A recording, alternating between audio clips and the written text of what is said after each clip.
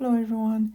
In this lecture, we're going to be talking specifically about the cerebrum, which can also be called the cerebral hemisphere. In the cerebrum, we're going to find two hemispheres, just like we had in the cerebellum. We're going to have a right cerebral hemisphere and a left cerebral hemisphere. And you can see that the cerebral hemispheres are going to be divided by this long longitudinal fissure. And right in here, I don't know if you guys remember, but there's part of the dura that enters in here, which is your falx cerebri. Right? It's part of the dura mater that's going to enter right in here into this long longitudinal fissure. Okay. The way we divide the cerebrum, basically it's the same way with regards to the bones of the skull. So when we're talking about the cerebrum, we'll be talking about lobes. So basically you're going to have right over here on the side of your cerebrum, you're going to have what we call the parietal lobe, and you're going to have a left and right parietal lobes. Back here is what we call the occipital lobe. Let me just correct this because it does not include the cerebellum. So here will be your occipital lobe. On the front, we're going to have what we call the frontal lobe. And then down here, we're going to have the temporal lobe. Okay, so it's the lobes are going to be localized in the same places where your bones were localized, with the exception of the occipital lobe, because the parietal bone, the occipital bone would sort of enclose the cerebellum also. But when we're talking about the cerebrum, your occipital lobe is just going to be this part up here. Okay, so this will be your occipital lobe back here. Now there's one more structure that I need to talk about in this slide, which is your central sulcus. So I've been talking about your central sulcus previously because your central sulcus is going to be important because it's going to divide the hemisphere into a frontal part and a posterior part, or anterior, let's call it anterior and posterior. And basically the central sulcus is going to be this line right over here. It's usually a little bit deeper. It varies from person to person. It even varies from hemisphere to hemisphere within the same person. So the central sulcus, basically, it's going to divide not only anterior and posterior, but it's also going to divide motor information from sensory information. Okay, and this is a very important concept. Okay.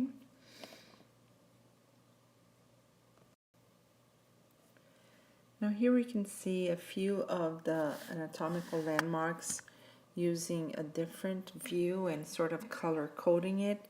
So you guys can review a few of these structures, like your parietal lobe and your occipital lobe, your frontal lobe and your temporal lobe that we talked previously. We are going to have right over here a sulcus that's going to divide the frontal lobe from the temporal lobe, and this is called your lateral sulcus. The same way we have the central sulcus right here down the middle that's going to divide what's motor from what's sensory. And back here we have what we called occipital parietal sulcus, which is going to divide, like the name says, it's going to divide the occipital region from your parietal region. Okay, so these are main sulci that we're going to be talking about. So your lateral, your central, and your occipital parietal sulcus. The other thing that I want you to notice here is that they are differentiating your central sulcus right here down the middle. And we're going to have what we call primary cortex areas and then association areas. So every area of your brain is sort of going to be mapped out, right? So I did say that the central sulcus divides your sensory from your motor. And if you notice over here, the one that's colored darker in red is what we call the primary motor cortex. Then right next to it, we have a lighter red color. And this is what we call the somatic motor association area. And so how this happens is, like the name says, primary means that the information is going to arrive to this area first. So within the motor information, the initial information is going to arrive here in this darker red area. And then the second information, from here, it can go to your association area, which is also a primary motor, not primary, which is also a motor area, but we call it somatic motor association area. Okay, so this figure is going to basically illustrate this. So if you have a darker color, it means it's a primary cortex. If you have the same color but on a lighter shade, it means that it's going to be the association area. So if you look over here, same thing with the sensory information. So the dark blue will be your primary sensory cortex, where the light blue will be your somatic sensory association area. So this means that the information that's arriving at the brain will arrive first at the dark blue area, and then from here it can go to association area at the light blue area. Okay, so somatic sensory association area. Back here on the visual cortex, which is represented here in green, we're also going to have a primary area, which is called a visual cortex. And then in the light green, we're going to have the visual association area. So all that's visual, it's always going to come from your eye, which is located, you guys know, up here, and then it goes all the way back here to the occipital lobe in your visual cortex, and from here it goes back to your visual association area. The other area of the cerebrum that we can talk about is the one represented here in yellow. So the darker yellow is going to be what we call your auditory cortex, and then here they represented with an orange, but a lighter yellow would be your auditory association area. So again, information arrives first in the auditory cortex, and then it goes to your auditory association area.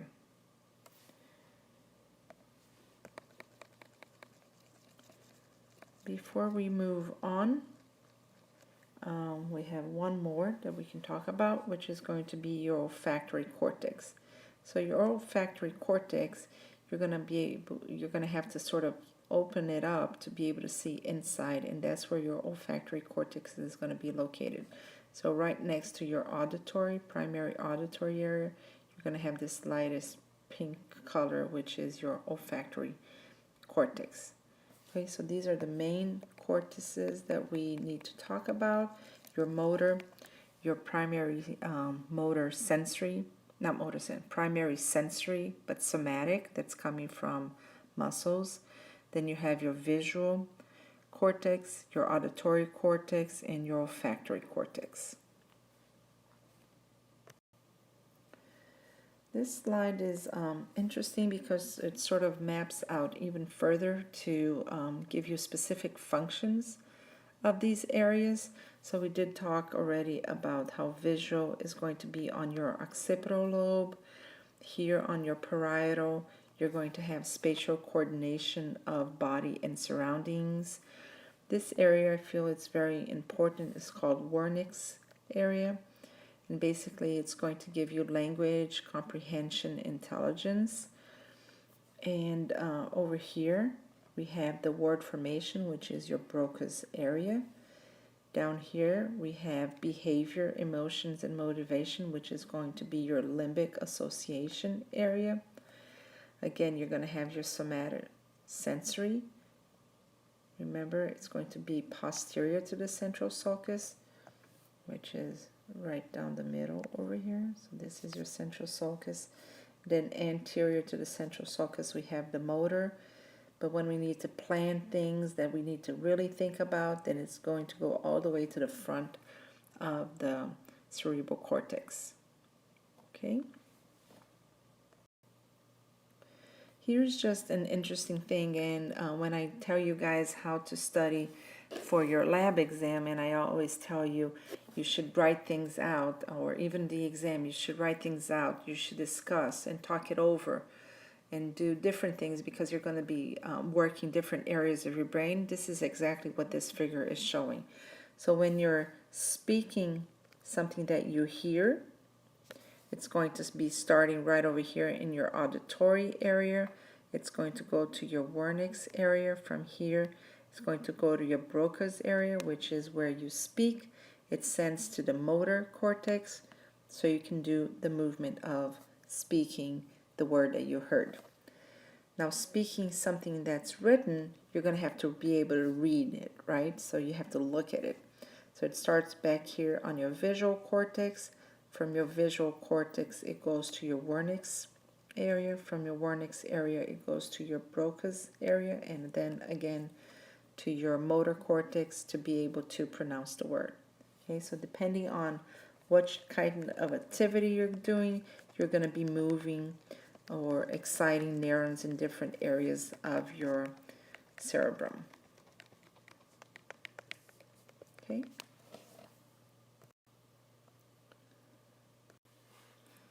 And this figure actually sort of summarizes the different areas of your brain that are mapped out for specific functions. So the left hemisphere basically is going to have what we see a speech center right over here. Then it's going to have a writing center right down the middle. It's going to have a language and mathematics center right over here. Now the right hemisphere is basically analysis by touch. So instead of writing, it's going to be more for touch. And you are going to have spatial visualization. And you can see that it's sort of different from the language and mathematical calculation. So it's more central. Okay? The corpus callosum is a structure where all the fibers are going to pass from one side to the other side of the brain. So when their fibers cross to one side, then they're going to form this structure that's called corpus callosum, and it's homologous to your commissure, right? So your commissure on your spinal cord. Here we have the corpus callosum filled with fibers. Okay.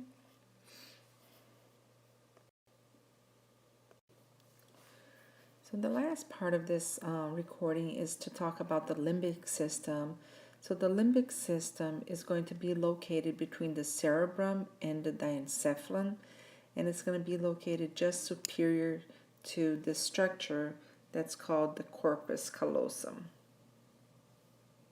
So you can see this white structure right over here is called the corpus callosum.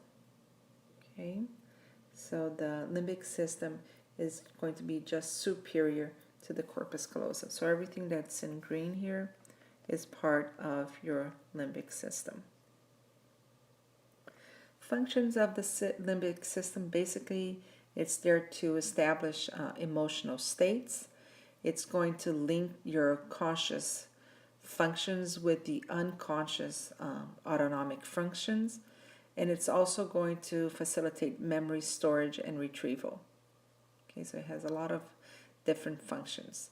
Now I did highlight all the structures that are part of your limbic system. So we can see here that the cingulate gyrus is part of the limbic system. The dentate gyrus, which is located within the hippocampus, is going to be part of the limbic system. The parahippocampal gyrus is going to be part of the limbic system. If you have the dentate gyrus, then that means the hippocampus is also going to be part of the limbic system. And then we also have the fornix. The fornix is going to be this yellowish structure right over here. So the fornix is part of the limbic system also. And basically, what the fornix is going to do is going to connect the white matter of the hippocampus, which is located right over here. So your hippocampus, so it connects the white matter of the hippocampus to the hypothalamus, which is located down here, right? So this is your thalamus, and your hypothalamus is going to be located right over here. Okay, so the fornix has the function of connecting, and you can see how it sort of goes around. It's a little bit hard to see, but you can see right over here. So here's your hippocampus. It goes all the way around, and the fornix sort of comes in this direction and goes all the way to the hypothalamus.